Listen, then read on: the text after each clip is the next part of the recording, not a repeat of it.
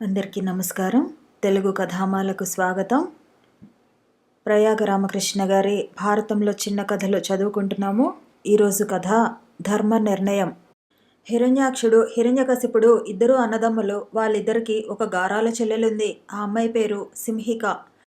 హిరణ్యాక్షుడు బ్రహ్మను అర్చించి ఆయనను ప్రసన్నం చేసుకుని అనేక వరాలు పొందాడు. ఆ గర్వంతో అందరినీ తొలనాడుతూ ధిక్కరిస్తూ అన్నీ నాశనం చేస్తూ భరించరాని వాడుగా తయారయ్యాడు. ఒకసారి భూమిని మొత్తం చుట్టి సముద్రంలోకి విసిరాడు. అది చూసి మహావిష్ణువుకు తీవ్రంగా కోపం వచ్చింది. వెంటనే వరాహ రూపం దాల్చి హిరణ్యాక్షుణ్ణి హతమార్చి సాగరంలోంచి భూమిని వెలికి తీసి దానికి స్వస్వరూపం కల్పించాడు. అన్నను చంపినందుకు హిరణ్యకశిపుడు శ్రీ మహావిష్ణువు మీద పగ పెంచుకున్నాడు. ఆయనపై కక్ష సాధించేందుకు అడవులకు వెళ్ళి బ్రహ్మదేవుని ధ్యానిస్తూ తపస్సు చేయసాగాడు. హిరణ్యకశిపుడు అడవులకు వెళ్లడం అదనుగా దేవతలు రాక్షసులతో తలపడ్డారు. అరాచకంతో అలమటిస్తున్నప్పటికీ అసురులే ఆ యుద్ధంలో విజయం పొందారు. ఇంద్రుడు పారిపోతూ గర్భవతిగా ఉన్న హిరణ్యకశిపుడి భార్య లీలావతిని బలాత్కారంగా తీసుకువెళ్ళాడు. ఆ అబల ఆర్తనాదాలు విన్న నారద మహర్షి ఇంద్రునికి నచ్చజెప్పి ఆమెను రక్షించాడు. ఆ తర్వాత ఆమె కొన్నాళ్ళు నారద మహర్షి ఆశ్రమంలోనే తలదాచుకున్నది. ఆమె గర్భంలో ఉన్న పిల్లవాడికి నారద మహర్షి ప్రతినిత్యం వేదాలు, ఉపనిషత్తులు బోధించాడు. శీలం, సత్ప్రవర్తన, ఆధ్యాత్మిక విలువల గురించి హితబోధ చేశాడు. ఆ తర్వాత కొంతకాలానికి ఆమె చక్కని పిల్లవాడిని ప్రసవించింది. ఆ పిల్లవాడి పేరే ప్రహ్లాదుడు. తపస్సు వల్ల బ్రహ్మ నుంచి వరాలు పొంది వచ్చిన హిరణ్యకశిపుడికి అతని భార్యను, పిల్లవాణ్ణి సగౌరవంగా అప్పగించాడు నారదుడు. ప్రహ్లాదుడు నారదుడి ఉపదేశ ప్రభావం వల్ల హరిభక్తి సంపన్నుడయ్యాడు. లిప్తపాటైనా ఏమరక శ్రీ మహావిష్ణు నామజపం చేసేవాడు. అందుకు కోపగించిన హిరణ్యకశిపుడు తానే సమస్త లోకాలకు అధిపతినని, నారాయణ నామం జపించరాదని, తననే ఆరాధించాలని ఆజ్ఞాపించాడు. పితృభక్తి ఉన్నప్పటికీ జగత్పిత ఆదివిష్ణువేనన్న తన విశ్వాసాన్ని ప్రహ్లాదుడు మార్చుకోలేదు. తండ్రి ఆజ్ఞ మేరకు రాజగురువులో ఉపదేశించబోయినా తల ఒగ్గలేదు. కనిపించే ఈ సృష్టికి మూలం మహావిష్ణువేనని, అతను సర్వవ్యాపి అని త్రికరణ శుద్ధిగా నమ్మాడు.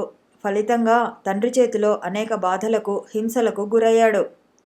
చివరికి ప్రహ్లాదుని కాపాడేందుకు హరి ఉగ్ర నరసింహమూర్తియే వచ్చి హిరణ్యకశిపుని సంహరించాడు. తండ్రి తర్వాత రాజైన ప్రహ్లాదుడు ధర్మనిరతితో పరిపాలించసాగాడు.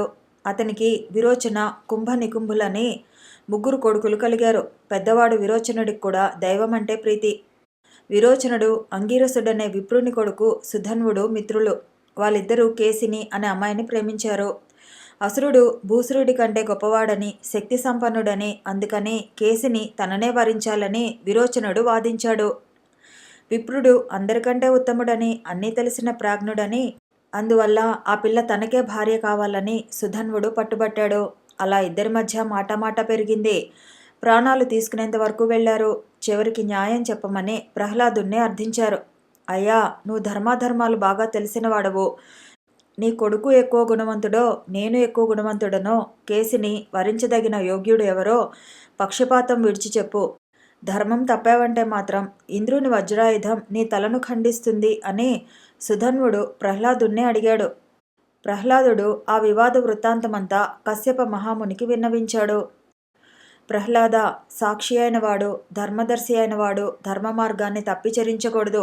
అధర్మం మరుగున ధర్మం అణిగి ఉన్నప్పుడు న్యాయాన్ని అర్థిస్తూ ఎవరైనా సభకు వస్తే దానిని ఉపేక్షించిన సభ్యులు పాపాన్ని అనుభవిస్తారు. తమ కళ్ళెదురుగా జరుగుతున్న అధర్మాన్ని ఆపకపోతే ఆ అధర్మంలో ఒక భాగం సభ్యులకు, ఒక భాగం భూపతికి, తక్కిన భాగం ఆ అధర్మం చేసిన వాడికి చెందుతుంది. కనుక సమగ్రంగా, సూక్ష్మంగా విచారించి న్యాయం చెప్పు అని కశ్యపుడు ప్రహ్లాదుడికి ఉపదేశం చేశాడు. ప్రహ్లాదుడు ధర్మమతియే విచారించి తన కొడుకు కంటే సుధన్వుడే సుగుణవంతుడని తేల్చి చెప్పాడు. పుత్రప్రేమ కూడా విడిచిపెట్టి ధర్మం చెప్పిన ప్రహ్లాదుని అభినందించి సుధన్వుడు కేసినిని చేపట్టి వెళ్ళిపోయాడు. మరొక చిన్న కథతో మళ్ళీ కలుసుకుందాము. ఈ వీడియో నచ్చితే లైక్ చేయండి, షేర్ చేయండి, కామెంట్ చేయండి, ఛానల్ని సబ్స్క్రైబ్ చేయండి.